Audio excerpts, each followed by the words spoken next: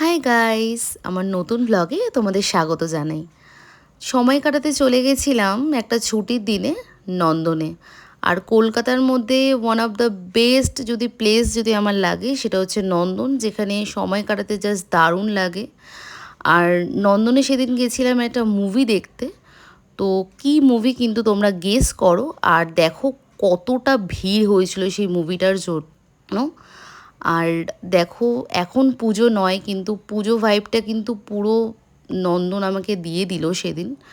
আর মায়ের দর্শনে যেন মনটা আরও ভালো হয়ে গেল। তো চলো ঢুকি নন্দনে।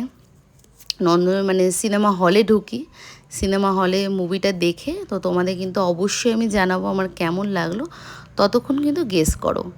তো অ্যাম্বিয়েন্স নিয়ে তো কোনো কথা হবে না, সব সময়ের জন্যই অ্যাম্বিয়েন্স আমার দারুণ লাগে নন্দনে। আর সিনেমাটা দেখা কমপ্লিট হয়ে গেছে।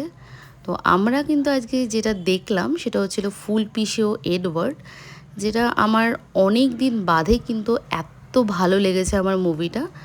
জাস্ট আমি পুরোটা জাস্ট মন দিয়ে দেখেছি। তো তোমরাও কিন্তু আসতে পারো খুব তাড়াতাড়ি, নন্দনে দেখো। আর দেন তারপরে ডিনার করতে চলে গেলাম রবীন্দ্র সদনের 3 নাম্বার গেট থেকে তোমরা যাবে। আর এই রেস্টুরেন্টের নাম হচ্ছে টিবেটিয়ান ডিলাইট, যেখানে সমস্ত রকম অথেন্টিক চাইনিজ খাবার পাওয়া যায়।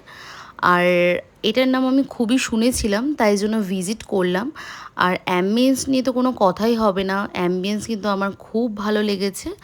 আর তোমরা কিন্তু ভ্লগেও সেটা দেখতে পারছো। বাট এটা নন এসি হলেও তোমাদের কিন্তু অ্যাম্বিয়েন্সটা খুব ভালো লাগবে আশা করি। আর সমস্ত রকম চাইনিজ খাবার কিন্তু এখানে অ্যাভেলেবেল রয়েছে। তো তোমাদের ছোট্ট একটা ক্লিপে আমি দেখালাম, বাট তোমরা কিন্তু অবশ্যই এটা ট্রাই করতে পারো এখানে এসে খাবার। আমি নিয়েছিলাম স্টিম মোমো, যেটা খেতে খুবই টেস্টি ছিল। আর প্যান ফ্রাইড মোমো, যেটাও খেতে অসাধারণ ছিল। চলো আবার দেখা হবে তোমাদের সাথে, টাটা।